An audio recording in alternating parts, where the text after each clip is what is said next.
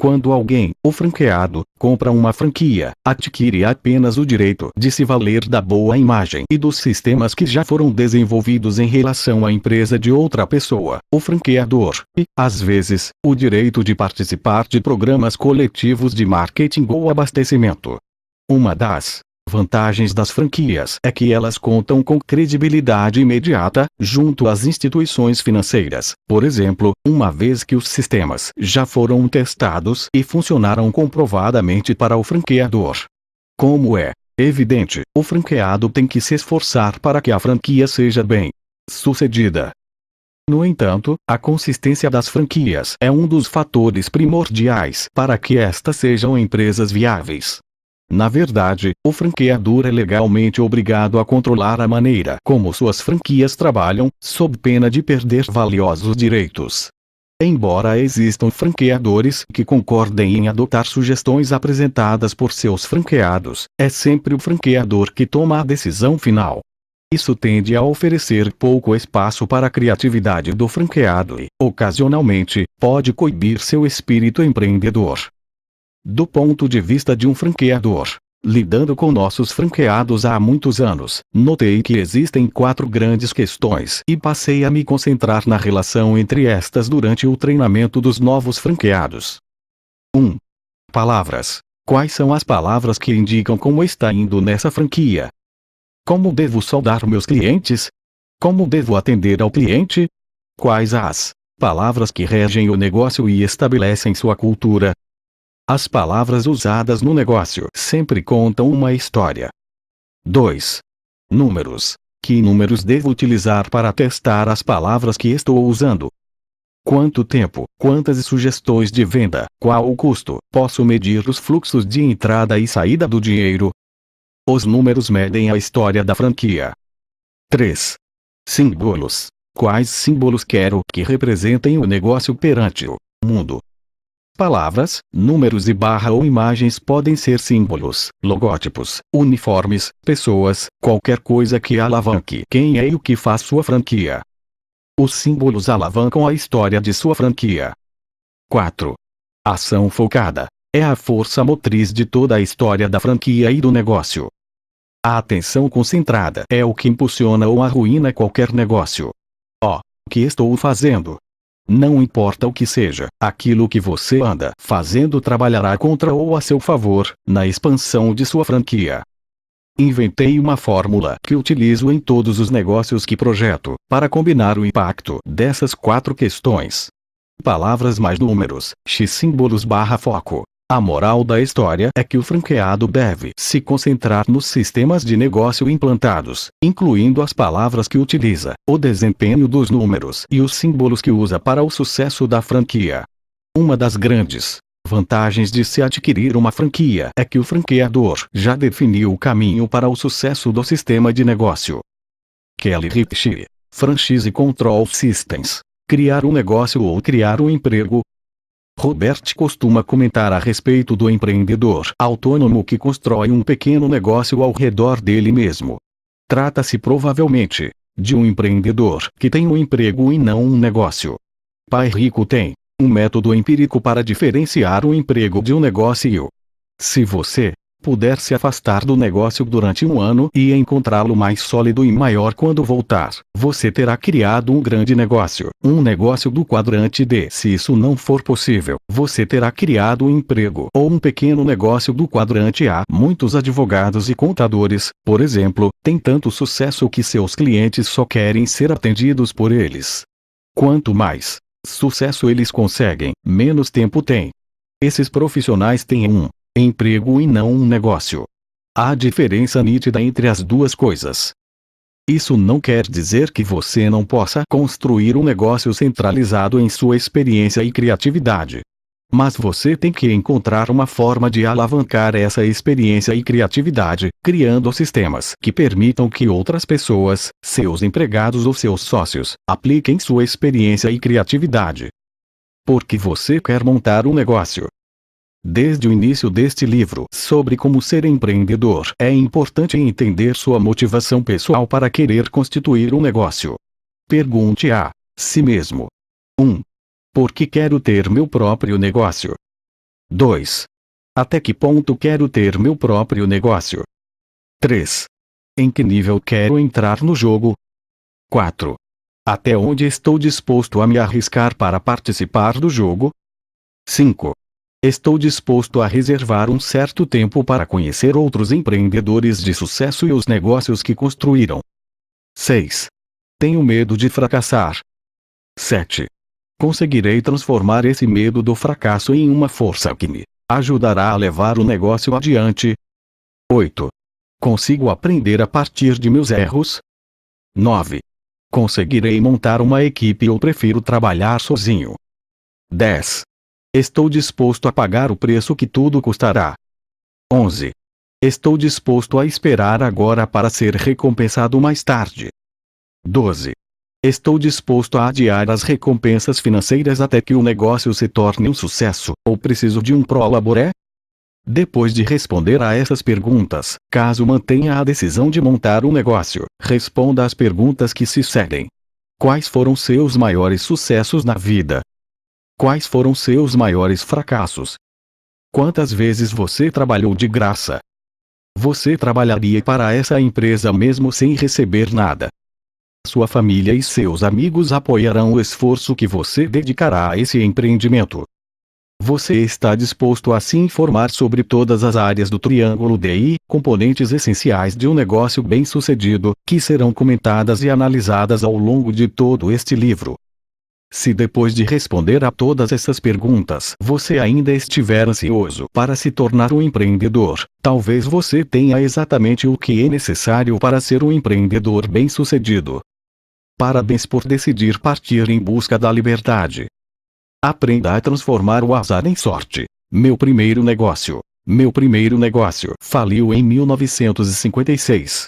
Eu tinha 9 anos de idade. Meu segundo negócio foi em frente, também em 1956. Eu ainda tinha 9 anos de idade. Não fosse pelo fracasso de meu primeiro negócio, o segundo nunca teria dado certo. O fracasso como estratégia. Fracassar como empresário, quando eu ainda era um garoto, foi uma experiência decisiva para mim. Foi fundamental para que eu desenvolvesse uma estratégia de sucesso relativa a meu futuro. Aos 9 anos de idade, comecei a perceber que os erros que eu cometia eram a melhor forma de aprender o que são os negócios. Embora não ganhasse lá essas coisas em termos de dinheiro, percebi que quanto mais esperto eu ficasse, fracassando e aprendendo a partir dos erros, mais rico eu viria a ser. Até hoje de vez em quando ainda faço algumas coisas sabendo que não vão dar certo. E por quê? Porque aprendi, aos 9 anos de idade, que os fracassos são essenciais para que se chegue ao sucesso. Os empreendedores fracassam por 2 razões fundamentais. Uma delas é que os aspirantes a empresários têm tanto medo de fracassar que ficam paralisados e aí não fazem nada. Levantam-se e vão trabalhar, sempre com alguma desculpa para não estarem prontos para largar o emprego e começar seus próprios negócios. As desculpas habituais incluem a falta de dinheiro suficiente, o risco demasiado, a época que não é favorável, a alimentação e educação dos filhos e muitas outras. A segunda razão para os empreendedores fracassarem é que eles não fracassam o quanto baste. Muitos autônomos e donos de pequenos negócios atingem um certo sucesso e então param de crescer. A curva de crescimento se transforma em um platô ou o negócio começa a morrer. O negócio atinge determinadas dimensões e aí para de crescer. Aqui também chega uma hora que o empresário tem que se arriscar a fracassar antes que um negócio possa retomar o crescimento.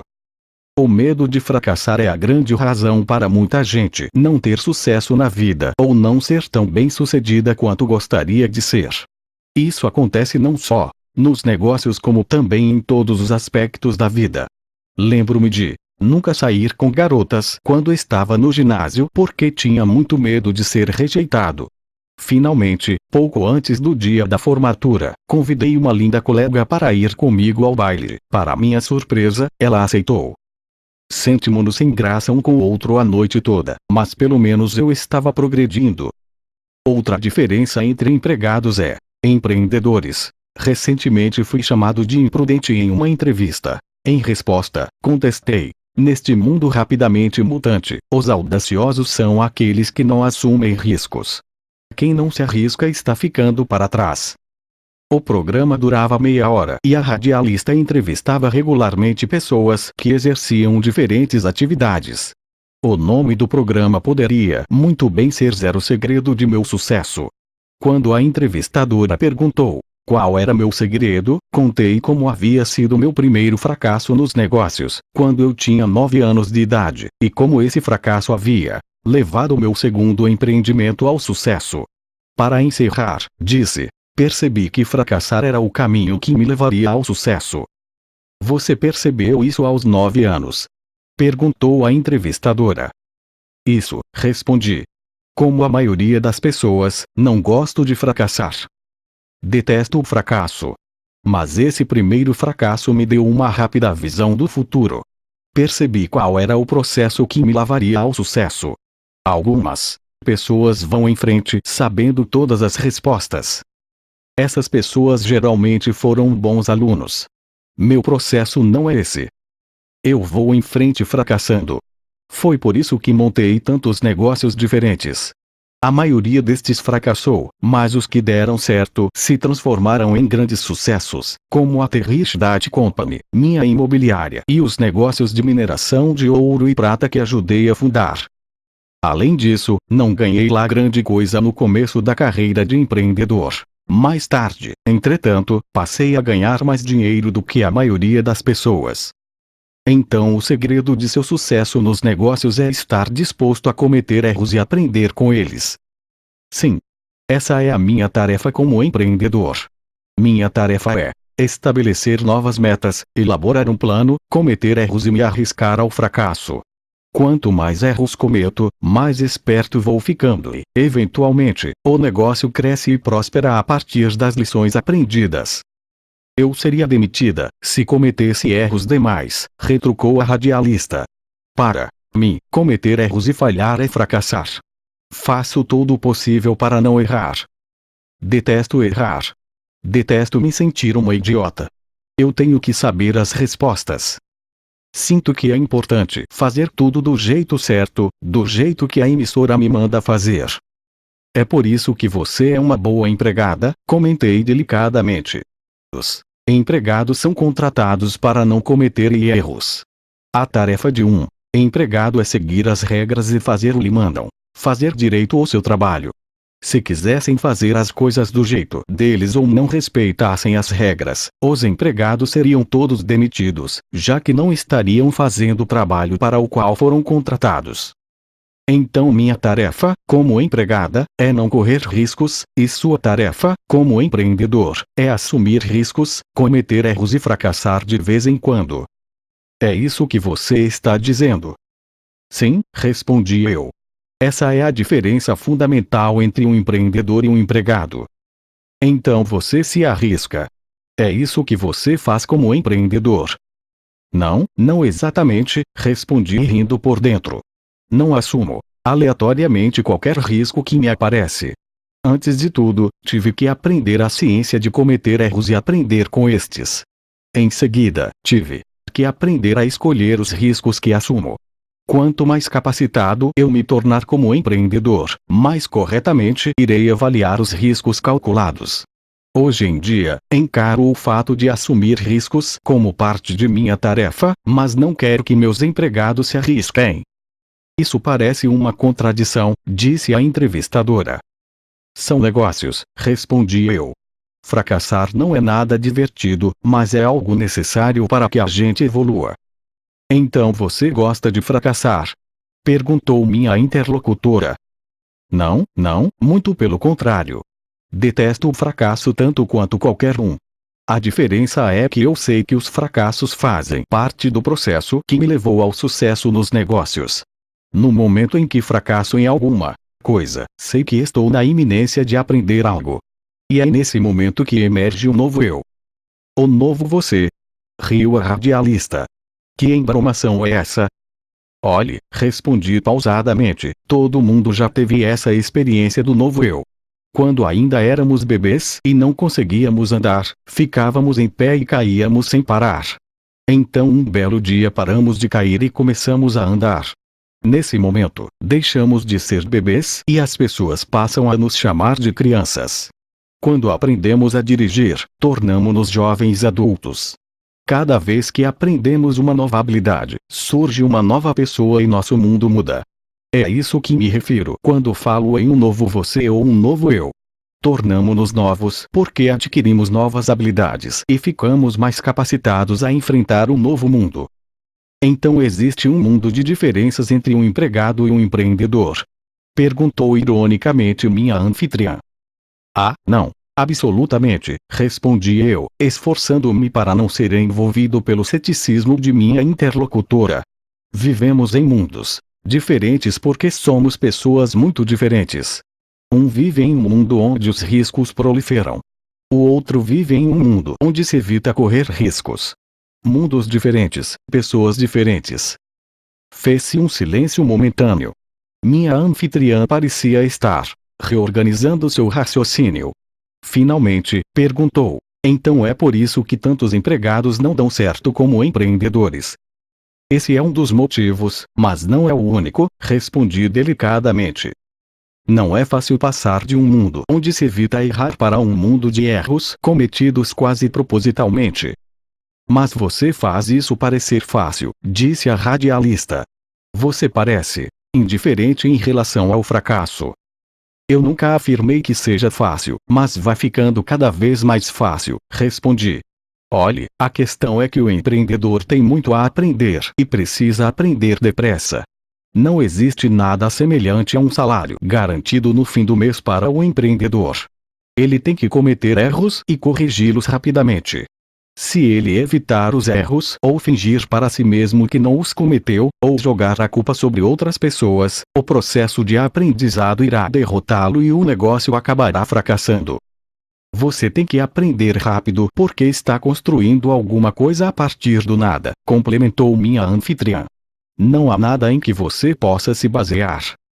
Especialmente no começo da sua evolução como empreendedor. No entanto, você poderá ir do nada para alguma coisa, à medida que for melhorando. Um dos maiores prazeres de ser empreendedor é a capacidade de pegar uma ideia e transformá-la em um negócio de sucesso em um curto lapso de tempo. Séculos atrás, os alquimistas tentavam transformar chumbo em ouro. A tarefa do empreendedor é transformar uma ideia em ouro. É quase como o dinheiro que cai do céu, comentou a entrevistadora. Quase, disse eu. Se conseguir fazer isso, você nunca precisará de um emprego. Você poderá se mudar para praticamente qualquer lugar do mundo e ficar rico. Eu faço negócios em mais de 80 países. Um de meus negócios de mineração fica na China e o outro fica na América do Sul. O âmbito de atuação de um empregado ou autônomo limita-se frequentemente a uma cidade, um estado ou um país. Portanto, são mundos diferentes, admitiu minha anfitriã. Sim. Esse é um mundo do empreendedor. Se você for um bom empreendedor, poderá viajar e fazer negócios no mundo todo. A maioria dos empregados tem que solicitar algo como um green card antes de poder trabalhar em outro país. O empreendedor pode entrar em quase qualquer país como se este fosse uma corporação ou então formar uma joint venture com alguma empresa local. Treinar para ser um empreendedor significa desenvolver seu potencial de acesso a um mundo de riquezas praticamente ilimitadas. E para fazer isso você tem que transformar seus fracassos em sucessos. Certo, respondi eu. E se você fracassar e perder dinheiro? Perguntou ela. Isso é apenas parte do jogo. Não conheço muitos empreendedores que nunca tenham perdido dinheiro. Mas o empregado que perde o dinheiro do negócio é demitido, disse a entrevistadora incisivamente. E isso acontece em muitos negócios, respondi calmamente. Meu argumento é que é um medo de perder dinheiro que faz muita gente perder dinheiro. As pessoas têm tanto medo de perdê-lo que acabam perdendo mesmo. Contentam-se com os salários garantidos. Essas pessoas talvez não percam muito dinheiro na vida, mas perdem a riqueza em potencial. A verdade durante o intervalo para os comerciais. Tenho que fazer uma pausa para os comerciais, disse minha anfitriã, desligando o microfone do pequeno estúdio.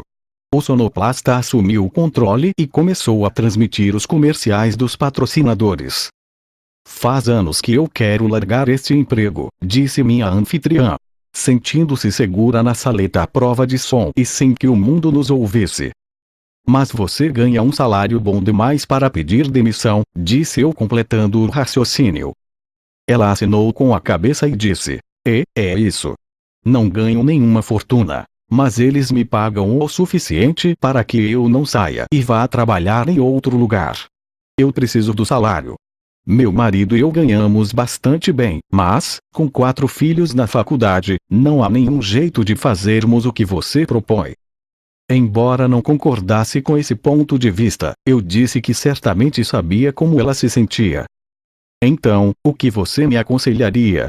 Como é que eu poderia escapar disso? Preciso do salário.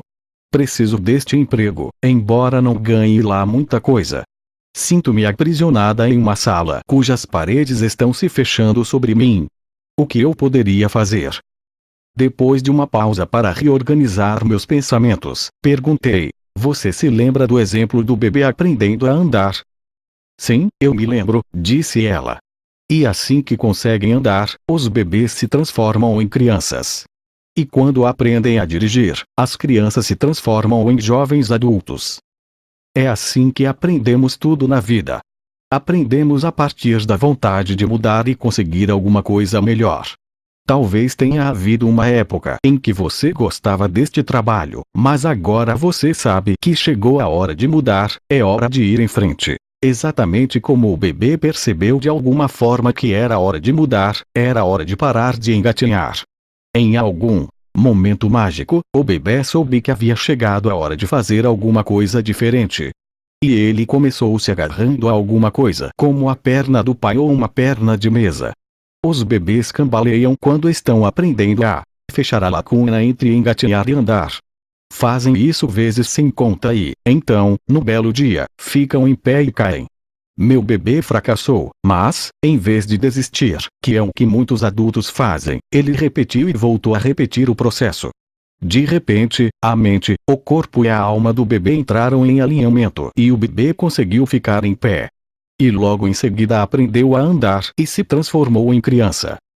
Aí vieram as bicicletas e, depois, os automóveis, disse minha anfitriã. Os bebês se transformam em crianças e as crianças se tornam adultos.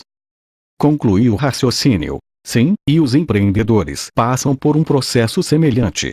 Comigo aconteceu aos 9 anos. Fracassei aos 9 anos e tive sucesso aos 9 anos. Você poderá fazer o mesmo se estiver disposta a correr o risco de atravessar seu processo de aprendizado.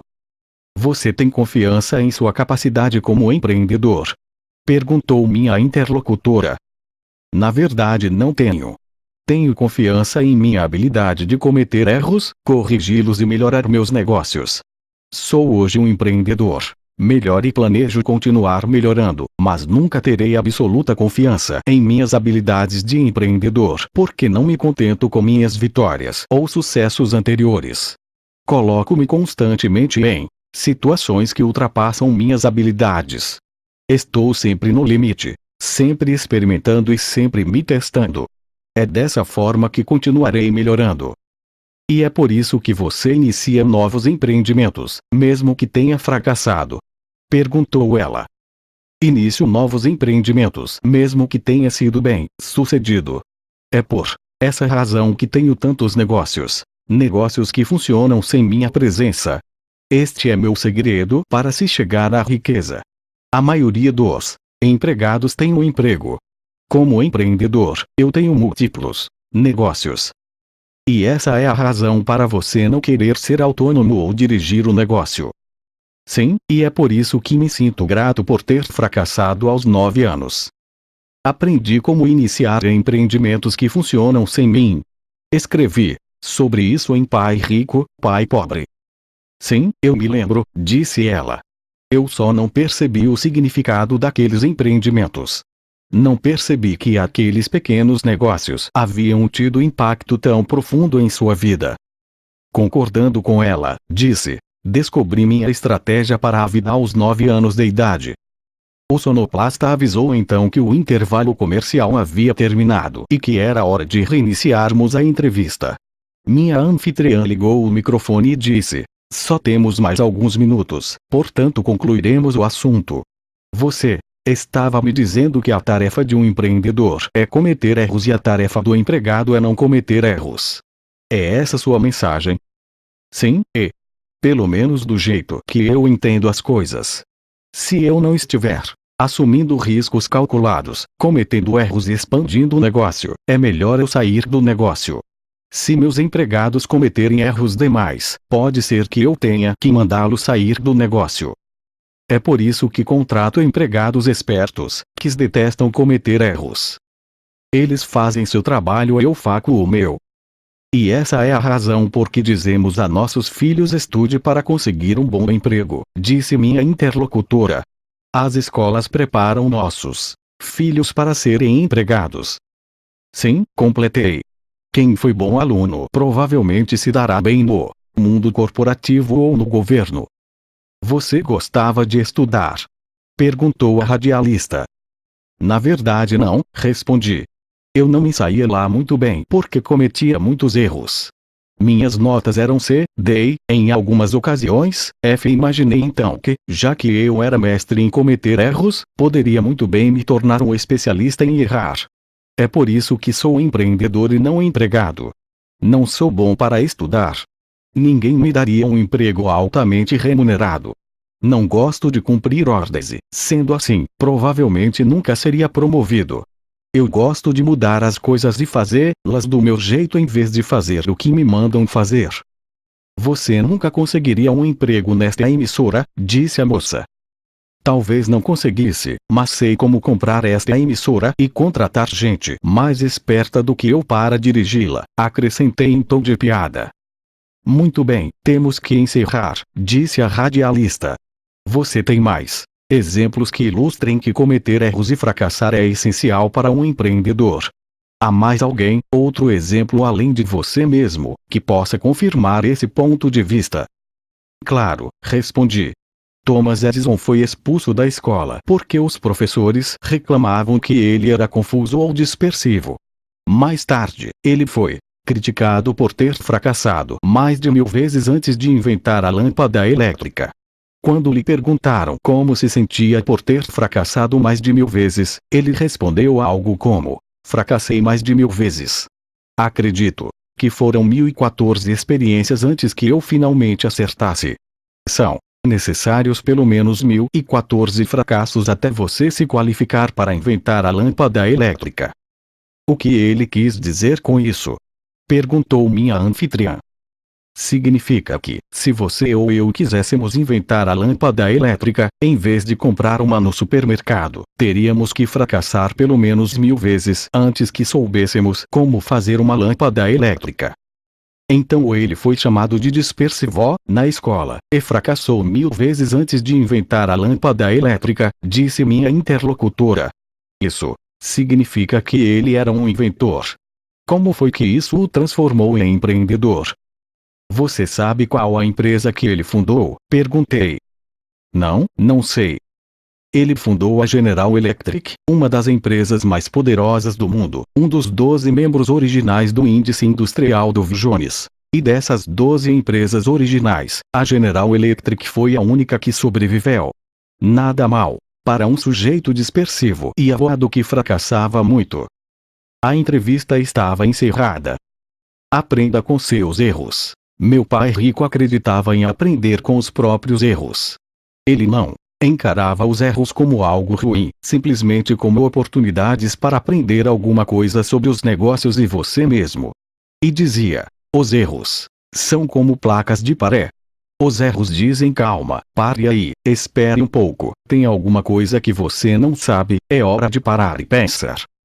Também dizia: um erro é um sinal de que chegou a hora de aprender alguma coisa nova, algo que você ainda não sabe.